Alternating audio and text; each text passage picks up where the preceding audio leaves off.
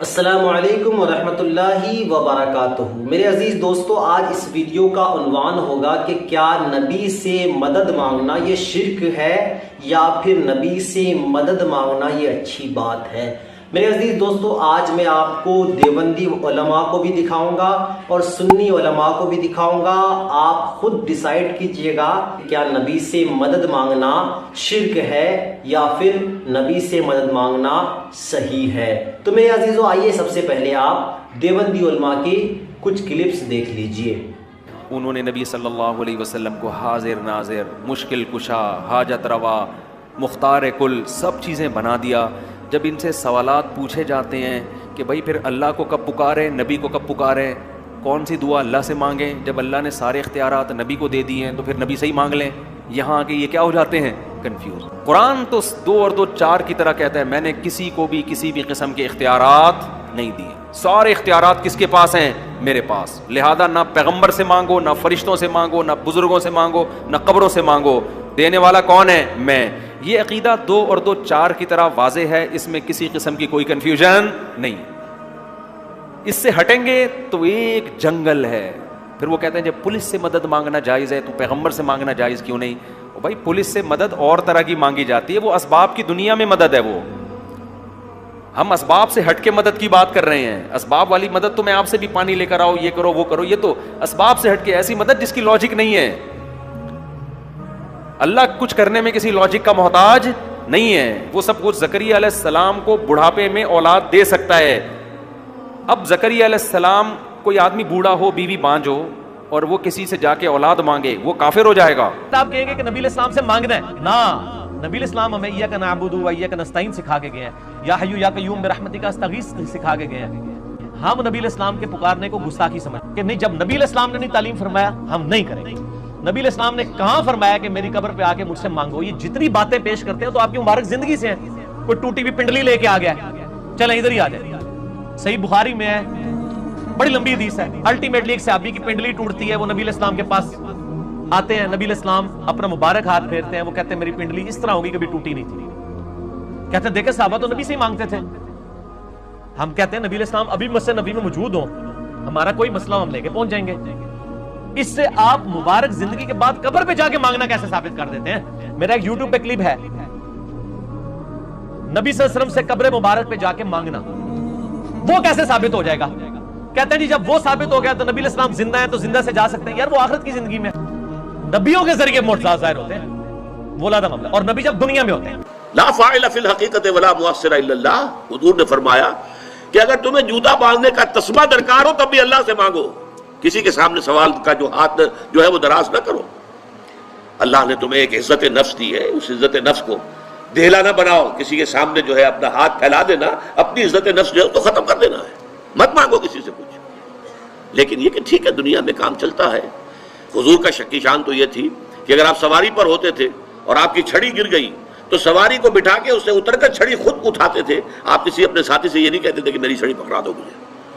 آپ کی تو غیرت کا عالم جو ہے وہ بہت بلند تھا، بہت بلند تھا، بہت بلند۔ میں معذرت کے ساتھ عرض کروں گا اگر کسی کے جذبات کو ٹھیس پہنچے، آپ شیخ عبد القادر جیلانی رحمۃ اللہ علیہ کو نہیں پکار سکتے، محمد رسول اللہ کو نہیں پکار سکتے۔ اور واقعہ یہ ہے کہ محمد رسول اللہ کو تو پکارا بھی نہیں جاتا، پکارتے لوگ ہیں زیادہ حضرت علی کو، یا علی مدد، شرک۔ دیکھیے سب سے بات نقطے کی بتا دوں آپ کو، فرشتے کو تو ہم مانتے ہیں نا، حضرت شیخ عبد القادر جیلانی رحمۃ اللہ علیہ کی روح ہے یا نہیں ہے، سنتی ہے نہیں ہے، حاضر ہے کہ نہیں ہے، ناظر ہے کہ نہیں ہے، 100 اختلاف ہو جائیں گے، اختلافات کی تو گنجائش ہے نا۔ فرشتہ ہے یا نہیں ہے؟ وہ تو فرشتہ تو ہے، آپ کے دونوں کندھوں پہ بیٹھا ہوا ہے۔ کرامن کاتبین ہے کہ نہیں ہے؟ یرسل علیکم حفظہ، آپ کے جو باڈی گارڈ اللہ فرشتہ نہیں بھیجتا، لیکن آپ فرشتے سے بھی نہیں کہہ سکتے کہ میرا یہ کام کرو۔ فرشتے کے وجود پہ تو کوئی شک نہیں ہے، یا جبرائیل میرا یہ کام کرو، قطعاً نہیں، غلط، شرک۔ لا تدعو مع اللہ احدا، اللہ کے سوا پکارنا کسی کو۔ میرے عزیزو، آپ نے دیوبندی علماء کو سن لیا، اب آئیے سنی علماء کو سن لیجئے۔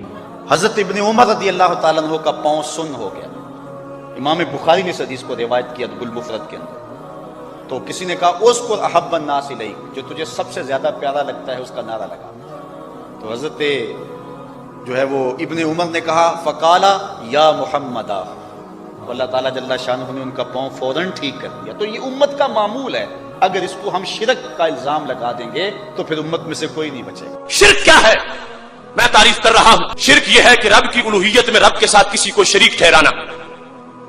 توحید یہ ہے کہ اس کی الوہیت میں کسی کو شریک نہ ٹھہرانا. اللہ کے سوا کسی کی عبادت جائز نہیں. کوئی کس طرح کی کوئی مخلوق ہو، صرف اللہ ہی معبود ہے، وہی مسجود ہے. خالق کائنات جل جلالہ کے سوا کسی کی عبادت جائز نہیں. اس کے سوا بہت سی صفتیں ایسی ہیں جو میرے رب نے اپنے بندوں کو عطا فرمائی ہے. خالق کائنات میں وہ پائی جاتی ہے، حقیقتاً پائی جاتی ہے، اس کے بندوں میں پائی جاتی ہے تو وہ مجازاً پائی جاتی ہے. اس کے لحاظ سے یہ جو صفتیں ہیں، مشکل کشا ہونا، مددگار ہونا، یہ معیار الوہیت نہیں ہے. حقیقت میں جس کی بھی مدد کرتا رب کرتا ہے، لیکن رب ذوالجلال اپنے بندوں کو اپنی قدرت کا مظہر بنا دیتا ہے.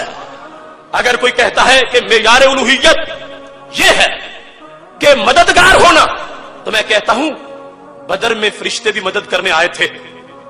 مددگار ہونا آیات قرآن سے ثابت ہے. اب یہ توحید نہیں کہ کسی دور میں تو توحید ہو اور کسی دور میں وہ شرک بن جائے.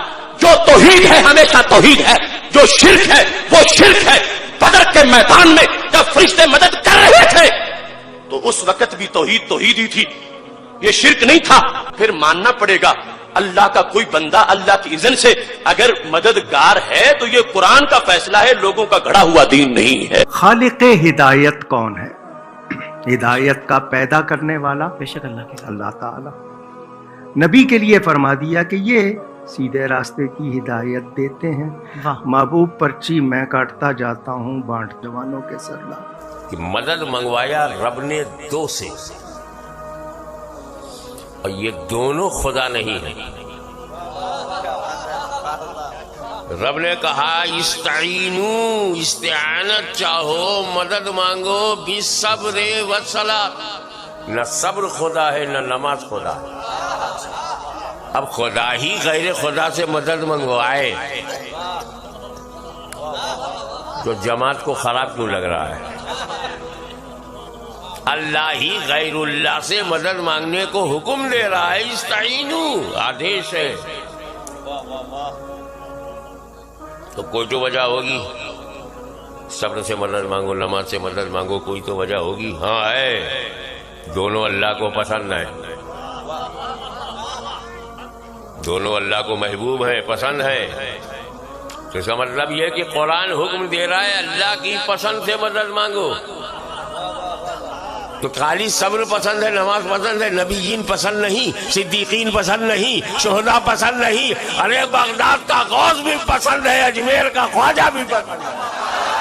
میرے عزیزوں، اب آپ کومنٹ کر کے بتائیے کہ کیا نبی سے مدد مانگنا شرک ہے؟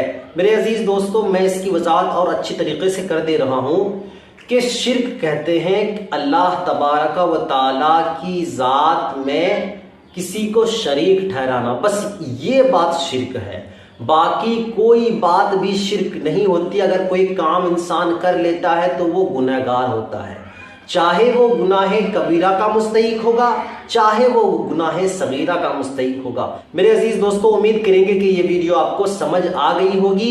ملتے ہیں اسلامک ریلیٹڈ کسی دوسری ویڈیوز کے ساتھ، اچھی ویڈیوز کے ساتھ. تب تک کے لیے اپنا خیال رکھیں، اپنے گھر والوں کا خیال رکھیں. السلام علیکم ورحمۃ اللہ وبرکاتہ.